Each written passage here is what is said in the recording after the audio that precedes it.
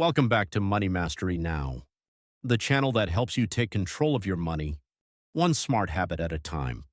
If you want to master your budget, crush debt, and build lasting wealth, you're in the right place. Let's dive in. Have you ever walked into a store for just one thing, but somehow walked out with 5 shopping bags? You're not alone. It starts with something small. You see a sign that says buy one, get one, or a rack that says final sale, and before you know it, your cart is full and your wallet is empty. You get home, look at your receipt, and think, what did I just do? You feel that sting of regret, that little wave of guilt, because deep down, you know you didn't need half the things you just bought. Impulse spending hits all of us. It's not just a money issue, it's an emotional one. A habit that sneaks into your daily life and quietly drains your finances. And over time, it adds up. In this video, we're going to break it down. You'll learn about the most common impulse spending traps that keep people stuck in a cycle of overspending. More importantly, you'll learn how to spot them and how to break free from them without feeling deprived. Because when you take control of your spending, you take control of your future. Let's get started. So, what exactly is impulse spending? At its core, impulse spending is any purchase you make without planning ahead. It's not on your list. It's not in your budget. It's not even something you thought about this morning. But the moment appears, an ad pops up, a sale sign catches your eye, or you just had a rough day, and suddenly, you're tapping your card. Impulse spending is emotional. It feeds on urgency, excitement, boredom, and even stress. Let's look at a few common examples. You're in line at the store. You grab a candy bar, a gadget, a magazine, something cheap, right by the register. You didn't plan to buy it, but now it's yours. That's impulse spending. Or you're scrolling online, and a flash sale says 70% off. Today only. You click. You browse. You buy, even though you weren't looking for anything. That's impulse spending. Or maybe you had a hard week. You feel drained. So you tell yourself, I deserve this. And you treat yourself to food delivery or a 60 pair of shoes. That's also impulse spending. Now here's the real danger. Impulse spending feels small in the moment, but it adds up quickly. Over time, it drains your bank account. It leads to credit card debt. And worst of all, it gives you the feeling that you're working hard but never getting ahead. Because every time you spend without intention, you give away a little more control over your finances. The good news, you can stop this cycle. Up next, we're going to look at the most common impulse spending traps, the ones you see every day, and probably fall for without even realizing it. And we'll show you how to spot them and stop them for good. Trap number 1 is where most impulse spending begins. Emotional triggers. Have you ever had a rough day at work and thought, I deserve a little something, so you bought it? That's not just shopping. That's emotional spending. Maybe you were feeling lonely, or stressed, or bored, or overwhelmed. And instead of facing that feeling, you opened your favorite shopping app. A few taps later, you've bought something. And for a brief moment, it feels good. You feel in control. You feel rewarded. That's why it's often called retail therapy. But here's the truth. That good feeling is temporary. The item arrives. You forget why you bought it. And the feeling fades. What stays behind is the charge on your credit card. Emotional spending is sneaky because it doesn't look like a problem. It looks like self-care. But it's not. It's reaction. It's distraction. And it often leads to regret. So what can you do instead? Step 1, recognize the pattern.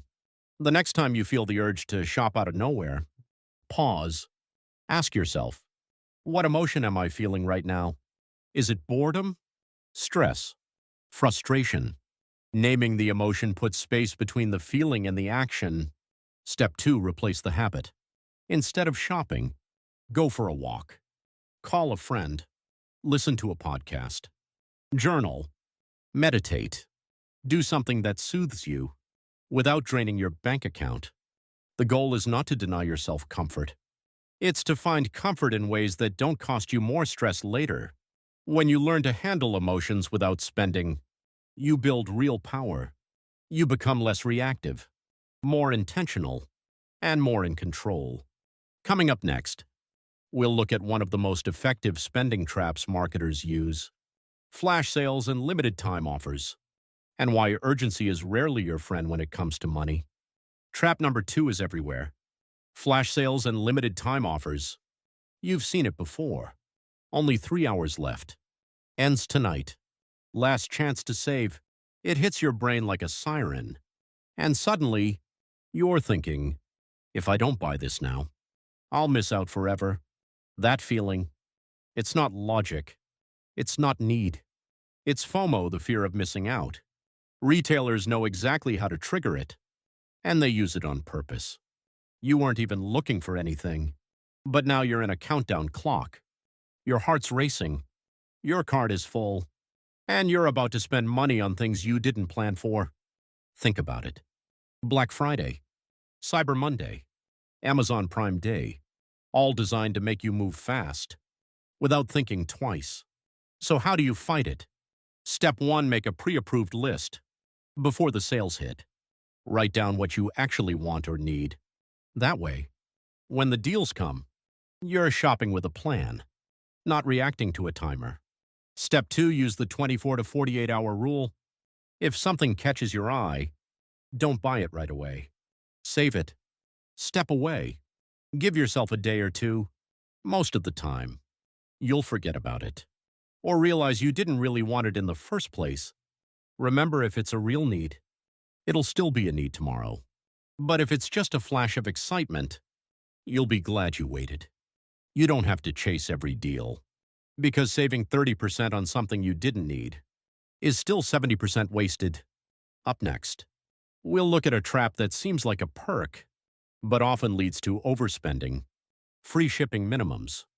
Trap number 3 sounds like a good deal, but it often tricks you into spending more. Free shipping minimums. You've been there. You add something to your cart for $12. Then a message pops up. Spend $8 more to get free shipping. And suddenly, you're browsing again, looking for something else. Anything just to hit the minimum. You find a $10 item. Now your cart is over $20. And shipping is free. But here's the truth: you just spent more than you needed to. That's the trap. Free shipping minimums are designed to push your total up, not to save you money, but to make you spend just a little bit more. So how do you beat this one? Step 1, do the math. Before you add anything extra, compare the shipping cost with the cost of the extra item. If shipping is $5, but your add-on is $12, you're not saving. You're spending $7 more. Step 2, split the order. If you're shopping with a partner, friend, or roommate, see if they need anything. Combine your carts to meet the minimum, without buying stuff you don't actually want. Or this might surprise you: just pay for the shipping. $5 for shipping is cheaper than spending $15 on something you didn't need. Remember, the goal isn't to avoid shipping fees. The goal is to avoid unnecessary spending. Up next, we'll talk about a modern trap that's growing fast: buy now, pay later services, and why they might be more dangerous than they seem. Trap number 4 feels modern. It feels convenient, but it can be financially dangerous. Buy now, pay later services, BNPL. You've seen them everywhere. Klarna, Afterpay, Affirm. They promise this: buy what you want today, and split the cost into smaller payments. No interest sometimes. No credit check. No delay. It sounds easy. And that's the problem. These services make it easier to say yes to things you can't actually afford right now. You don't feel the full cost up front. You feel like you're spending less, but what you're really doing is borrowing from your future self. You keep shopping, stacking small payments, until one day you realize you're making 8 different payments each month, and your bank account is barely holding up. This is how debt builds silently. BNPL isn't just about flexibility, it's about invisibility, hiding the true cost of your choices. So what's the solution? Step 1. Avoid BNPL unless you have a clear plan. If you're using it because you're short on cash, that's a red flag. That means you're spending beyond your means. Step 2. Save first. Buy later. If you want something, set a goal. Put aside a little money each week. Buy it when you can pay in full. That way, you own it. No future payments. No interest. No surprise charges. It's not about depriving yourself. It's about protecting your future. Remember, convenience now can cost you control later. Next, we'll explore a powerful trigger you face every day: social media and influencer marketing, and how to protect your wallet from your feed. Trap number 5 is subtle, but it is one of the most powerful. Social media and influencer marketing. You're scrolling through Instagram or TikTok, and you see someone raving about a skincare product, a new tech gadget, or a perfectly styled outfit. They look happy, confident, put together, and suddenly you think, maybe I need that too. But here's the truth. Social media is not real life. It's marketing clever, personal, and persuasive. You're not just watching content. You're being sold to. Every single day, influencers are paid to create want. And even when they're not sponsored, they're still shaping your perception of what you should have. It creates pressure to keep up, to look the part, to buy the thing that everyone else seems to be using.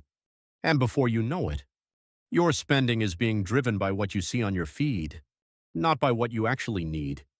So how do you fight back? Step 1. Turn off notifications. Disable alerts from shopping apps and social media platforms. You don't need a push every time there's a sale or a must-have item trending. Step 2. Unfollow the triggers. If there are accounts that consistently make you want to buy, pause and ask yourself, do they inspire me or just make me spend? You're allowed to curate your feed, the same way you curate your spending. Follow people who encourage simplicity, not constant consumption. And most of all, give yourself permission to not keep up. You are not behind. You are not missing out. And your value has nothing to do with what's in your cart. Next up, we'll talk about a trap that doesn't look like a trap at all. Subscriptions and auto-renewals that drain your money in the background. Trap number 6 works quietly. It doesn't scream for your attention. It just silently pulls money out of your account month after month. Subscription and auto-renew traps. You sign up for a free trial. 7 days. 14 days. Maybe even a month. You think, I'll cancel before it charges me. But life gets busy. You forget. And the next thing you know, you're paying $10, $15, even $30 a month for something you barely use, if at all. And it doesn't stop there. Streaming services, cloud storage, meditation apps, fitness platforms, language learning tools, all stacking up silently. These companies count on it. They make it easy to sign up, and hard to remember you ever did. So how do you stop the bleed? Step 1. Audit your subscriptions every quarter, every 3 months. Go through your bank and credit card statements. Look for anything recurring. Ask yourself, am I using this? Is it worth the cost? If the answer is no, cancel it without guilt. Step 2. Use a tracking app. Apps like Rocket Money, Mint, or Truebill can automatically detect your subscriptions, remind you of renewals, and help you cancel with a click. You don't have to cut everything. Just cut what you don't use, or downgrade to free versions if they meet your needs. Remember, you don't need to pay every month for something that stopped adding value a long time ago. Next, we'll uncover one of the oldest tricks in retail psychology: in-store environments designed to make you spend more without realizing it. Trap number 7 has nothing to do with your wallet and everything to do with your senses. In-store psychology tricks. Retailers spend millions to make you buy more, not by lowering prices, but by designing an environment that gently nudges you to spend. Think about it. The smell of fresh bread in a grocery store, the warm lighting in a clothing boutique, the upbeat music in a big box retailer. These details are not random. They're carefully crafted to relax you, to make you stay longer, and to get you into a buying mood.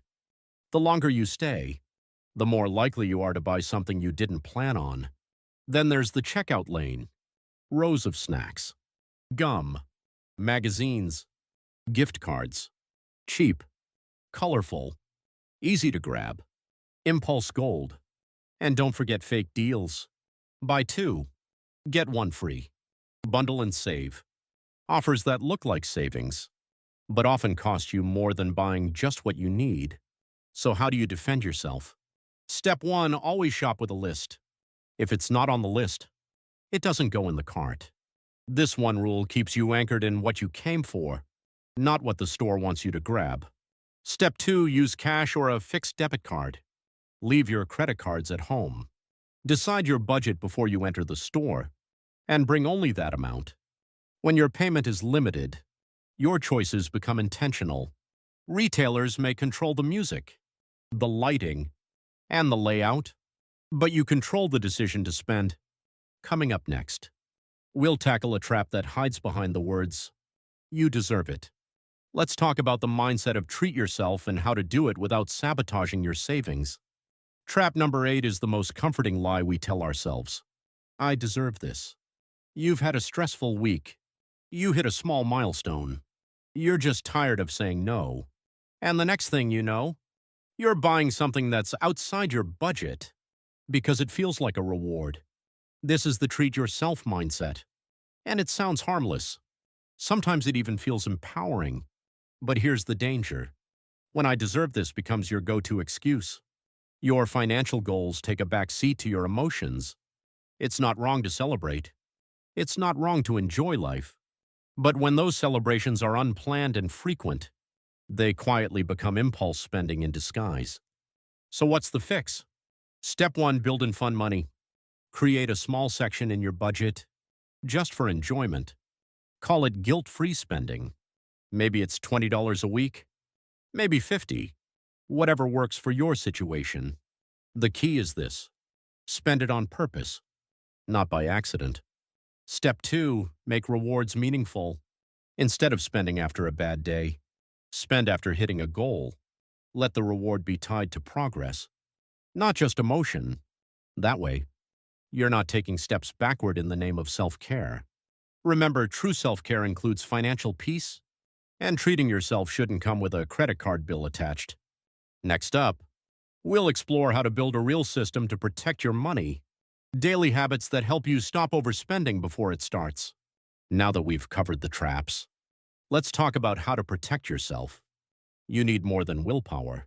You need a system, a defense system. Step 1, use the cool-off rule. If you want to buy something that's not essential, wait 24 to 48 hours before purchasing.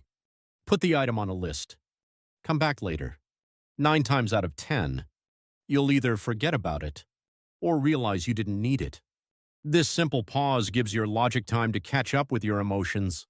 Step 2, automate your savings. The best way to stop spending money is to move it out of reach. Set up automatic transfers to a savings account every time you get paid, even if it's just $20. When saving becomes automatic, spending becomes less reactive. Step 3, use money tracking apps. Tools like YNAB or PocketGuard help you see where your money goes and remind you of your goals. When you check your budget regularly, you build awareness, and awareness leads to better choices. Step 4, share your financial goals with someone you trust. A partner, a close friend, a sibling. Tell them what you're working toward. Ask them to check in. Or better yet, work on a goal together. Accountability makes it harder to fall back into old habits. And one more thing, be kind to yourself. Impulse spending happens. This is not about perfection. It's about building habits that make better decisions easier. and bad decisions harder. Next, we'll break down the total impact, how small impulse buys add up to hundreds, even thousands, and what you could be doing with that money instead. Impulse spending isn't just a one-time slip. It's often a daily pattern. So if you want to stop the cycle, you need daily habits that support better choices. Habit number 1, track every impulse spend. Every time you make a purchase that wasn't planned, write it down. Doesn't matter if it's $5 or 50. Make it visible. Over time, you'll start to notice patterns. What times, what emotions, what situations trigger you most. And awareness is the first step to change. Habit number 2, spend 5 minutes each evening reviewing your money. Open your app. Check your card activity. Look at what went in and what went out today. This doesn't have to be complicated. Just 5 minutes to stay connected. It keeps spending intentional, not accidental. Habit number 3, set a daily reminder. Put it on your phone. Have it pop up before lunch, or while you scroll online in the evening. Let it say something simple like, "Do I really need this?" That one question, at the right moment, can stop a $100 mistake. These are not hard rules. They're soft nudges, but done consistently, they change how you think. And when you think differently, you spend differently. Up next, we'll look at the real cost of these small daily habits and how much money they could be taking from your future. Let's bring it all together. Impulse spending isn't just about money. It's about habits, emotions, and everyday decisions.